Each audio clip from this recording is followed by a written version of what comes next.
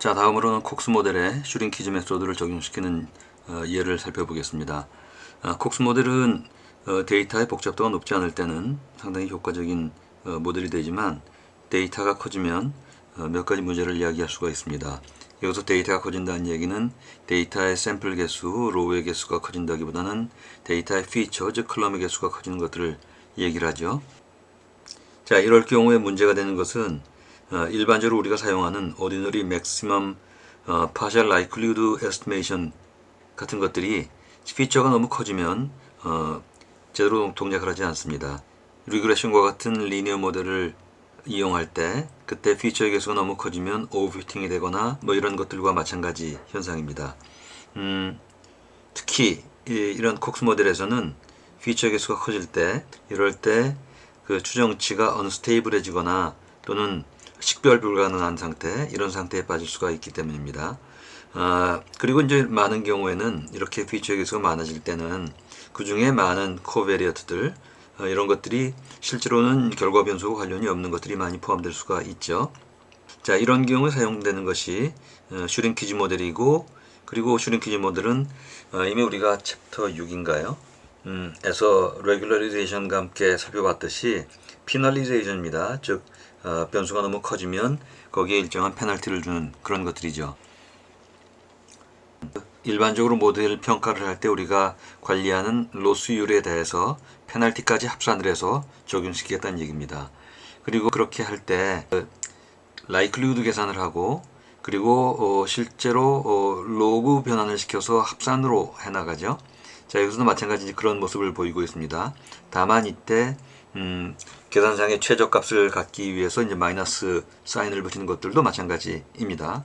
그래서 그런 로그 라이클리후드에 람다를 곱해준, 람다를 적용시킨 페널티를 주겠다는 얘기입니다. 여기서 이제 람다는 그런 페널티의 정도를 얘기하고요. P 함수, P 오브 베타는 페널티 함수를 얘기를 합니다. 그래서 예컨대 그런 페널티 함수, 그런 것들도 마찬가지로 이렇게 적용할 수가 있겠고요. 자, 이 경우 베타에 대한 미분 뭐 이렇게 적용을 하죠.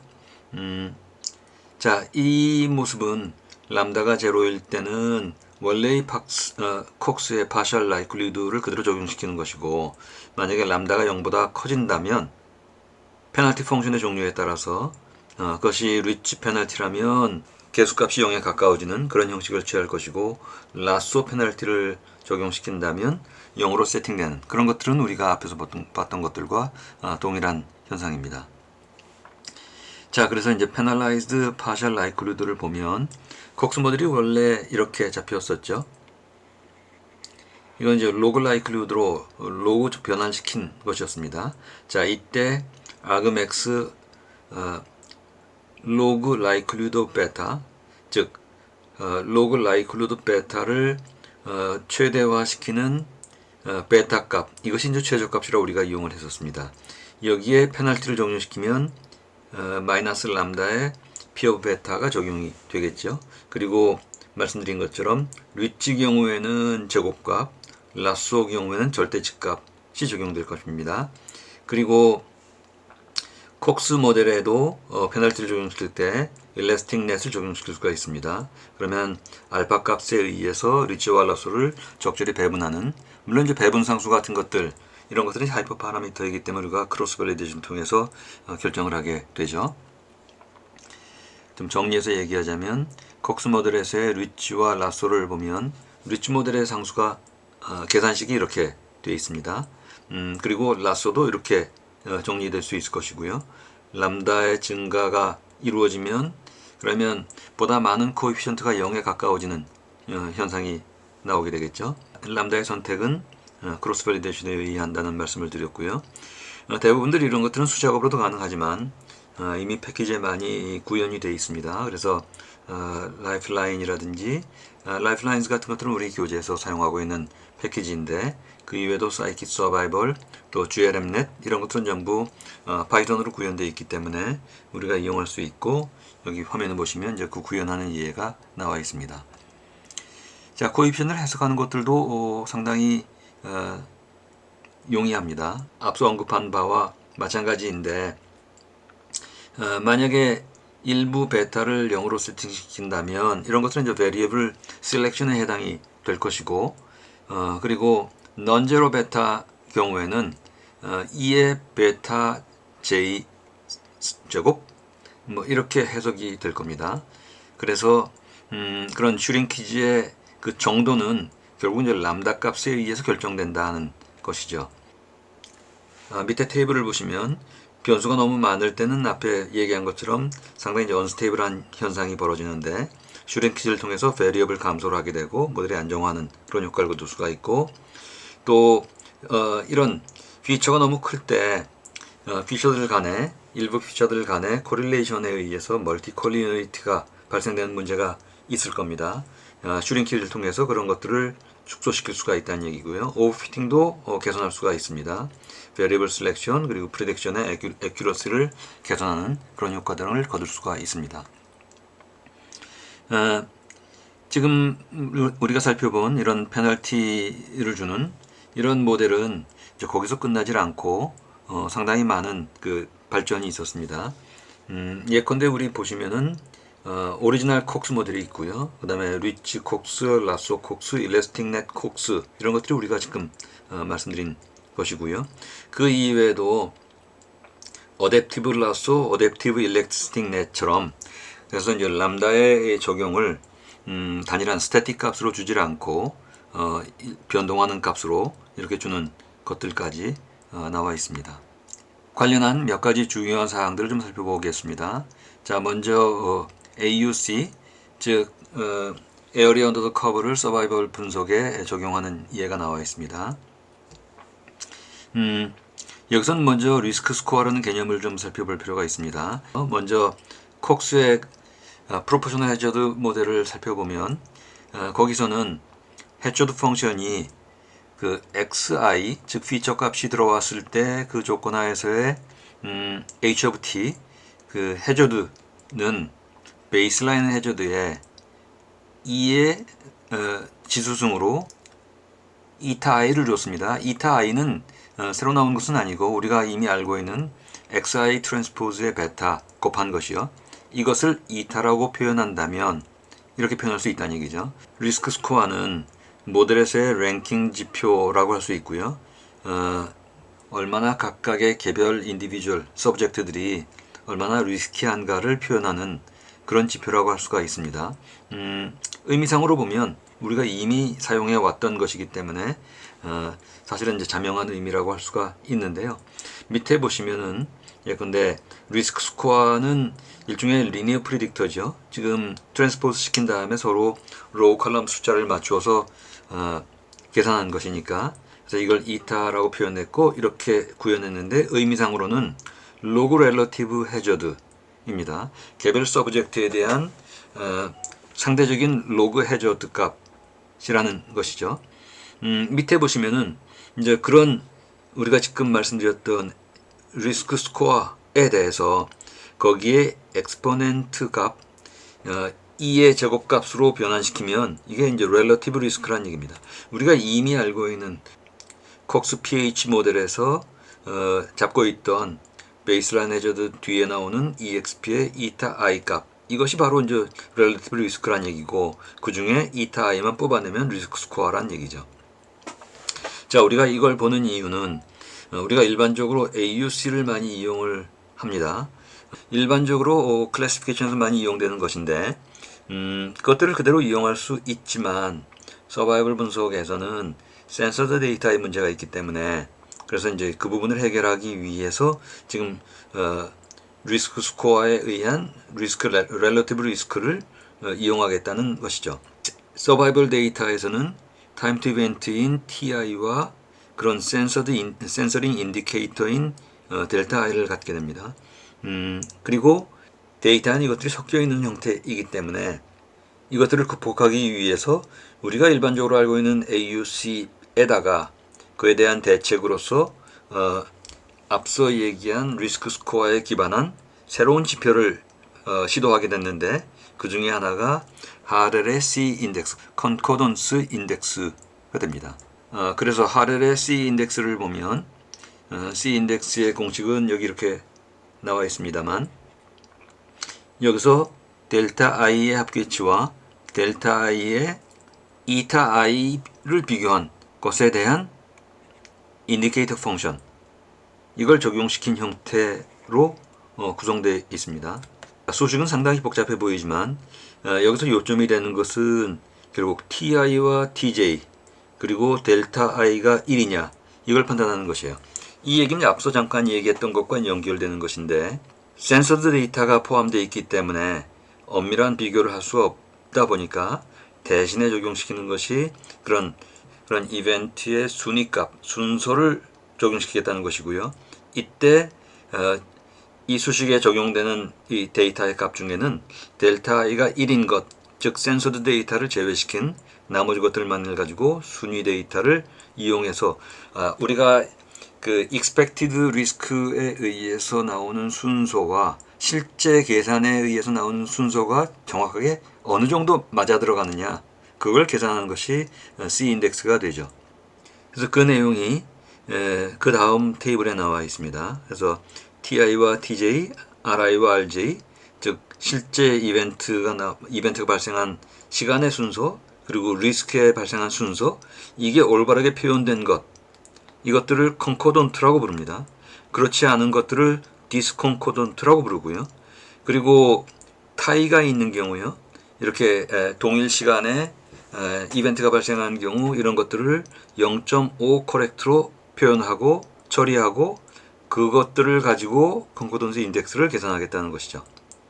자, 이렇게 한 다음에 이것에 의해서 나오는 수치값, 이 부분은 일반적인 머신러닝에서 이용하고 있는 AUC와 정확하게 일치합니다.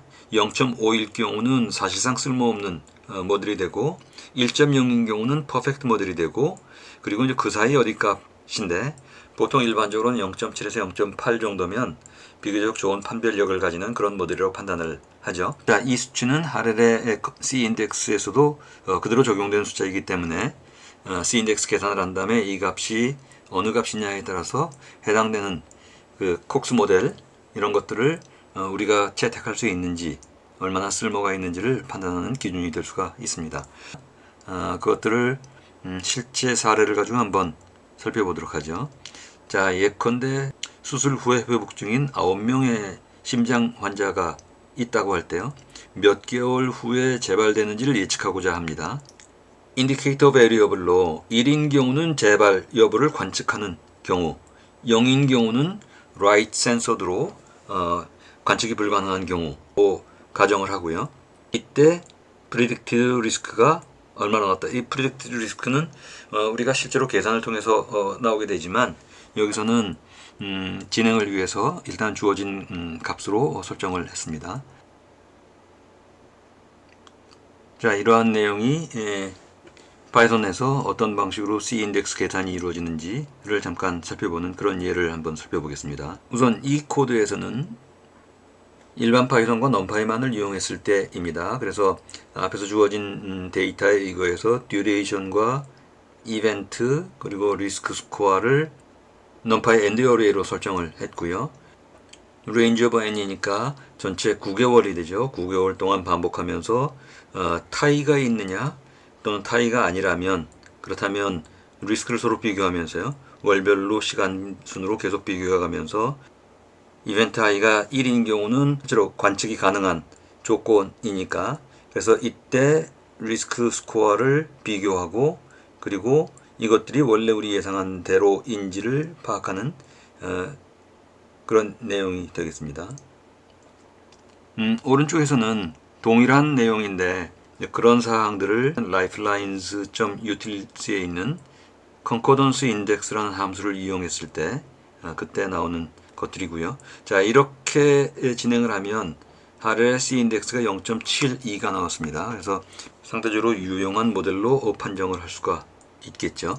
자, 여기서 지금 리스크 스코어는 이미 주어진 값으로 진행을 했지만 리스크 스코어는 계산을 통해서 나오는 값들입니다. 이 부분에 대해서는 뒤에 별도로 계산하는 부분이 있으니까 그걸 또 참조해도 되겠습니다. 자, 그래서 AUC와 C 인덱스의 얘기가 있었고요. 두 번째 이슈로는 타임 스케일의 선택입니다. 생존 분석은 기본적으로 타임 투 이벤트, 기본적으로 타임 데이터를 이용하는 것인데 그러다 보니까 시간의 스케일이나 또는 시간의 스타트 타임 이런 것들을 어떻게 설정하느냐 굉장히 중요합니다. 이것들은 예컨대 처치 방법 또는 신약의 종류 등등에 따라서 달라질 수도 있고요. 또는 우리 예에서 보듯이 퍼블리케이션 데이터 같은 경우도 마찬가지일 것이고요. 역학 연구 이런 데서도 마찬가지일 겁니다. 설정하는 방법이 굉장히 여러 가지가 있을 수 있기 때문에 상당히 이 설정을 조심해야 된다는 얘기고요. 결국은 주어진 상황과 모델의 종류에 따라서 모델을 피팅시키기 전에 이벤트 클럭을 명확히 정의하는 것이 굉장히 중요하다는 그런 얘기입니다. 지금 얘기하는 것들은 앞에서 봤던 컨코던스 인덱스나 아니면 타임 스케일 이런 것들이 전부 밀접하게 연관되어 있는 얘기입니다.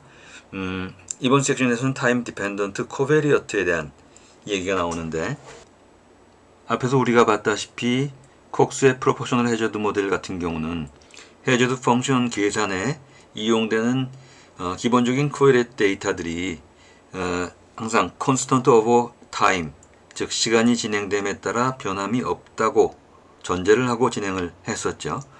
그런데 실제 현실에서는 굉장히 많은 경우에 이런 피처 값들이 시간과 함께 달라지게 됩니다. 예컨대 이제 바이오 케이스 경우는 뭐 혈압이라든지 아니면 처치하는 약의 용량이라든지 시간의 진행에 따라서 계속 달라지게 되죠. 그런 의미에서 코베리어트를 타임 인디펜던트가 아니라 타임 디펜던트 형식으로 이용하는 것이 필요한 경우가 많이 있습니다. 그래서 이를 수용하기 위해서 우선 피팅 과정에서 그런 타임 디펜던시를 표시하는 방법이 있습니다. 카운팅 프로세스라고 부르는데 예컨대 여기 테이블에 보시면 지금 서브젝트 아이디입니다. 서브젝트 아이디에 1번, 2번, 3번이 있는데 콕스 PH 모델 같은 경우는 각 서브젝트마다 하나의 로우로 설정이 됐었죠. 그런데 이제 타임 디펜던트인 경우 그래서 타임 디펜던트를 감안하기 위해서 우리가 이용하는 카운팅 프로세스에서는 이렇게 하나의 서브젝트에 대해서도 스타트 타임과 스톱 타임에 따라서 서로 나눠서 표기를 하게 되어 있습니다. 예컨대 1번 서브젝트 같은 경우에 0번 시점부터 3번 시점, 3번 시점부터 7번 시점, 또 2번 서브젝트는 그냥 하나의 로우로 표현되어 있네요. 하지만 3번 서브젝트 같은 경우는 0번 시점부터 4번 시점, 4번 시점부터 9번 시점 등등으로 나누어서 표현을 했습니다. 그것은 이벤트가 서로 다른 이벤트가 발생되기 때문입니다. 앞에 우리가 카플란 마이어 커브를 기준으로 본다면 이런 단계마다 항상 어떤 이벤트가 생기고 그리고 페일리어 이벤트 같은 것들이 생길 때마다 각각의 구간들을 세분해 놓고 그것들을 별개의 로우로 표시하겠다는 겁니다. 그리고 이와 관련된 각각의 상태에서의 여러 가지 코베리어트 값들을 별도로 표시하게 되면 결국은 각각의 로우는 각각의 타임 스텝별로 상태를 표시해주는 그런 것이 될 겁니다. 그리고 나서 콕스의 pH 모델을 그런 타임을 반영한 타임 디펜던트 베리어블로 반영된 형식으로 바꿔주게 되죠. 무슨 얘기냐면 hi of tj는 h0 of tj 그 다음에 xi 트랜스포스 베타 대신에 xi의 tj 시점 항상 특정 시점에 대한 시점 데이터로 확산이 되게 되죠. 자, 이렇게 각각의 디테일한 타임 스텝별로 늘어놓은 다음에 즉 카운팅 프로세스로 표현한 다음에 그 다음에 파셜 라이클리우드를 계산하겠다는 겁니다. 이 계산 역시 그런 타임을 반영한 그것들에 의해서 라이클리우드 계산을 하게 되죠. 이것도 예제를 한번 보겠습니다. 앞에서 얘기한 그런 상황 데이터라고 하고요. 이때는 X1과 X2의 코베리엇 데이터가 각각 시간 순으로 포함되어 있습니다. 자, 그리고 여기 보면 첫 번째 컬럼은 각각의 서브젝트 아이디이고요. 그 다음에 스타트와 스탑에서 각각의 타임 스텝이 나와 있죠. 2번 서브젝트 같은 경우에 0번 타임부터 5번 타임까지 이벤트가 발생됐고요. 그 내용이 여기 참고로 그냥 표시되어 있습니다. 그 다음에 서브젝트 3 같은 경우 우리가 전체의 분석 기간이 1번부터 9번 시점인데 9번 시점에도 0으로 나와 있어서 센서드 데이터인 것들을 알 수가 있습니다. 자, 그리고 그 코베리어트는 지금 X1과 X2 두 개가 있기 때문에 두 개의 코에피션트를 가지는 콕스-PH 모델로 우리가 생각할 수 있고요. 자, 그렇게 보면 이타 I of t는 베타 X와 X, 베타 Z와 Z가 합산된 것으로 우리가 볼 수가 있습니다. 그리고 이때 주어진 값에 의하면 베타 X와 베타 Z가 0.1과 0.5로 잡혀 있죠. 이때 이벤트가 발생되는 것들이 중요하니까 이벤트를 중심으로요. 이벤트가 5번 시점에서 발생된 경우, 그 다음에 이벤트가 7번 시점에 발생된 경우 두 가지 경우를 생각해 볼 수 있습니다. 그렇다면 5번 시점을 먼저 보면 t = 5 직전 상태에서 생존되어 있지만 at risk인 것들을 한번 살펴볼 수가 있습니다. 그러면 5번 시점에서의 at risk는 ID 1, 2, 3가 될 것이고요. 이때 ID 1 경우는 인터벌이 3부터 7까지로 되어 있습니다. 그리고 이때의 X와 Z 값이 주어져 있고 이것들을 통해서 exp of eta 1 값을 구할 수가 있죠. 마찬가지로 ID2의 시점, ID3의 시점에 대해서도 exp 값들을 우리가 구할 수가 있습니다. 자, 그러면 이런 것들을 합산해서 partial likelihood의 contribution 값들을 계산할 수가 있습니다. 그래서 나온 것이 0.02가 나왔네요. 자, 마찬가지로 타임 스텝 7에서는 ID1은 fail 하고 있고 ID2는 이미 fail 돼서 out of risk가 된 것들을 볼 수가 있습니다. 자, 그러면 T=7을 지금 보고 있는데 그러면 이 직전에서 at risk가 ID1 하고 ID3인 것을 볼 수가 있습니다.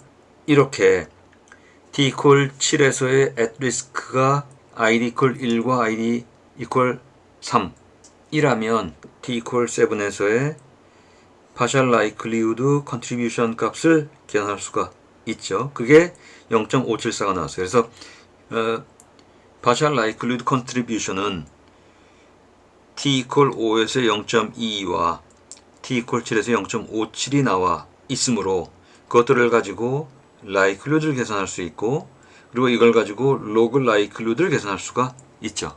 log likelihood가 마이너스 2.058이 나왔다는 것은 이때 콕스 모델의 피팅 값이 최대가 되는 베타 값이다 라는 것들을 우리가 알 수 있다는 얘기입니다. 자, 그래서 보면 그 사항이요. 지금 이 사항을 마찬가지로 우리가 파이썬으로 구현한 예인데요. 여기서도 패키지를 쓰지 않은 상태에서 우리가 직접 계산하는 그런 예를 살펴봤습니다. 이타 계산하는 것들, 그 다음에 리스크 계산하는 것들, at risk를 찾아내는 것들, 이런 것들은 우리 이미 앞에서 얘기한 것들이 그대로 구현되어 있기 때문에 이해가 가능할 것입니다. 자, 그렇게 한 다음에 그것들을 가지고 정렬을 해놓고 이벤트 타임별로 정렬을 해서 즉 스몰 타임 스텝으로 지금 나누어서 카운팅 프로세스로 만들겠다는 것입니다. 자, 그리고 나서 at risk를 찾아내고 그리고 여기에 서메이션을 해서 분모 값을 만들고 그 다음에 뉴머레이터 분자 값을 만들고 그리고 분모분의 분자로 해서 컨트리뷰션 값을 계산한 다음에 그것들을 컨트리브라는 이 리스트에 합산을 해 놓습니다. 자, 그러고 나서 여기에 대해서 프로덕트 계산을 하고 로그 값으로 변환을 하고 그렇게 해서 계산된 로그 파셜 라이클리후드 값을 뽑아내겠다는 것입니다. 자, 그렇게 해서 만들어진 결과가 이렇게 나와 있습니다. 슬라이드로 설명한 그 내용의 코드가 나와 있고 이 부분을 수행을 하면 이렇게 나와 있죠. 자, 그래서 계산 과정과 계산 결과를 봤는데 결과를 해석하는 것이 중요합니다. 그래서 다음 슬라이드에서 해당되는 내용들을 한번 정리를 해봤습니다. 결과 값으로는 각 이벤트에서의 컨트리뷰션이 0.222와 0.574가 나왔습니다. 자, 이 숫자가 의미하는 바는 이벤트 타임에서의 컨트리뷰션을 의미하고 그 계산 형식은 지금 여기 이렇게 앞서 우리가 본 것과 같음을 알 수가 있습니다. 자, 이 부분은 파이썬으로 이렇게 구현된 것들을 우리가 확인할 수 있었고요. 결국 이 모델의 수행 결과가 의미하는 의미는 콕스의 pH 모델을 좀 더 확장해서 타임 디펜던트 베리어블을 이용할 수 있도록 카운팅 프로세스로 변환시킨 다음에 그것에 의거해서 계산된 리스크 순위가 실제로 데이터에 담겨 있는 순위와 얼마나 부합하느냐를 표현하는 그런 모델이라고 할 수가 있겠습니다. 이 모델에 의하면 예를 들어서 t equal 5요. 5번 시점에서는 서브젝트 리스크가 높지 않다고 봤습니다. 22%로 설정했으니까요. 대신에 t equal 7 시점에서는 0.574가 나왔습니다. 이 얘기는 앞에 t equal 5 시점보다는 훨씬 더 2배 이상 리스크가 있다고 판정을 했죠. 자, 이처럼 t equal 5와 t equal 7에서 22%와 57%의 서로 다른 값으로 리스크를 표현하게 된 것은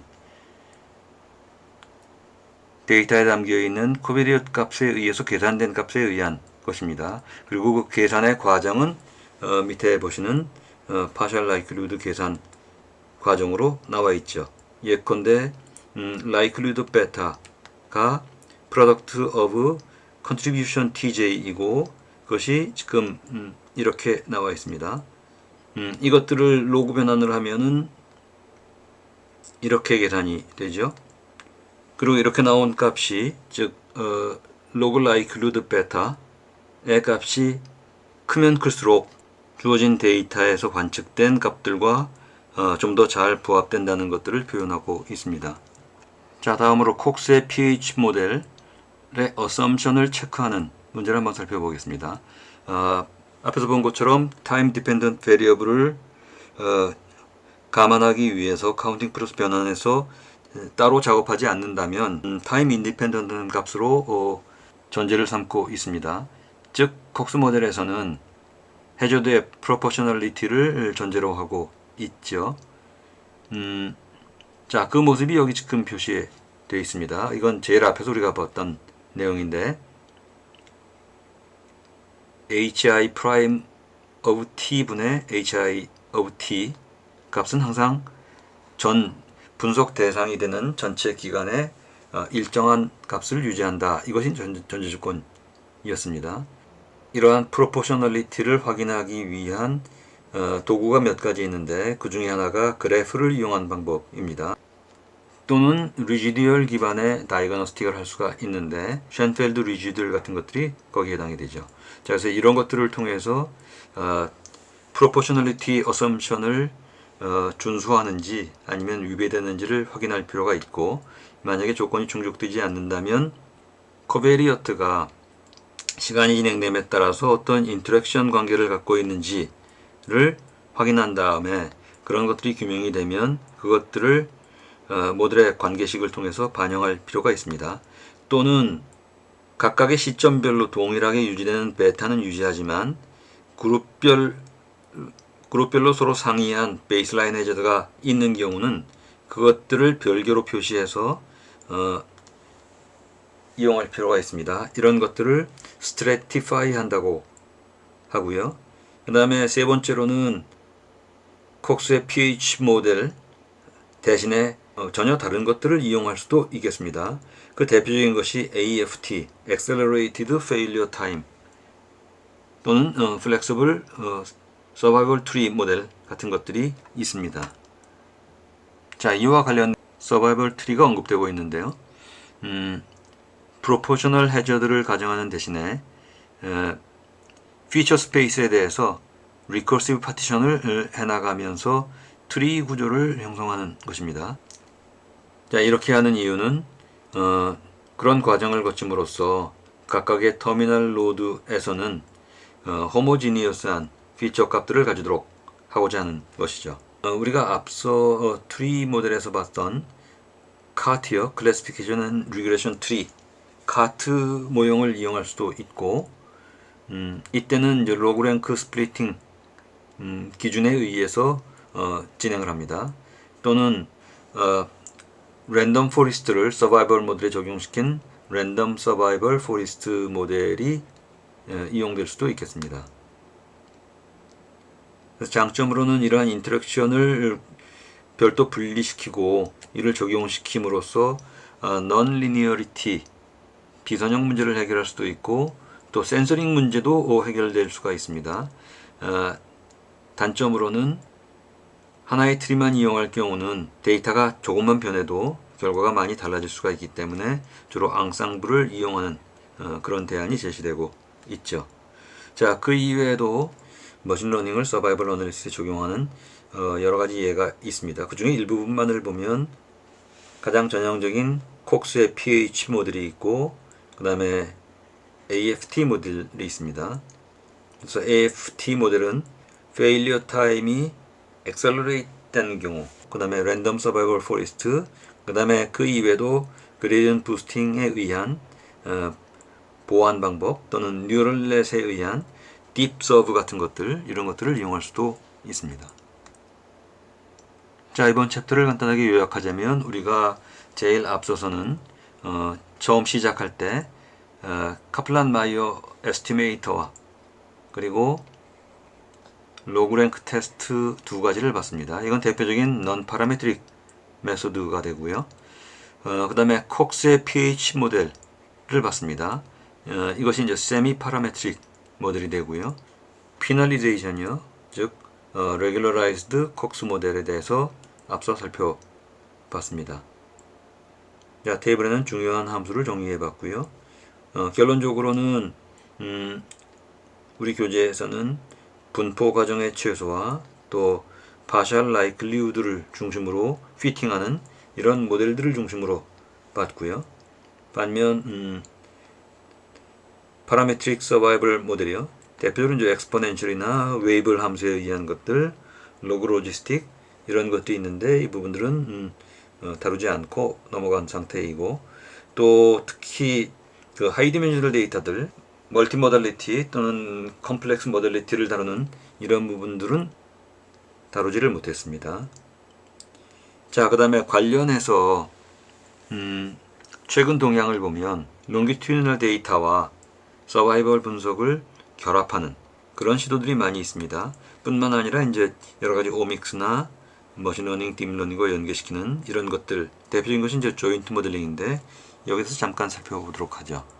자, 조인트 모델링이라는 것은 전통적인 서바이벌 어널리시스뿐만 아니라 여기에 롱기튜디널 프로세스 데이터나 또는 다른 오믹스 데이터 같은 것들을 서로 연계해서 통합하려는 그런 시도인데요. 여기서는 예를 들어서 캔서 연구에서 각 환자들이 가지는 PSA 레벨에 의해서 측정한 데이터를 가지고 그것들의 롱기튜디널 서브 모델과 서바이벌 서브 모델을 구축하고 이런 것들을 통합하는 그런 예가 장표상에 나와 있으니까 참고하시기 바랍니다. 자, 다음 슬라이드에서는 조인트 모델링의 한 예를 지금 한 논문에서 따봤습니다. 조인트 모델링은 앞에서 언급한 것처럼 전통적인 바이오스태티스틱에 롱기튜디널 모델, 서바이벌 모델, 그리고 랜덤 이펙트에 대한 것들과 함께 인과관계를 따지는 코설 인퍼런스, 그 다음에 멀티 오믹스, 이미징, 그 다음에 딥러닝 이런 것들을 통합하는 그런 형태이고요. 그런 것들이 실제로 통합되는 모습들이 나와 있습니다. 여기 지금 오른쪽 아래 그림에서는 특정 논문 중에 오믹스와 서바이벌 분석을 결합하는 그런 예가 나와 있습니다. 자, 이렇게 해서 이론 말씀을 마치고 실습으로 넘어가겠습니다.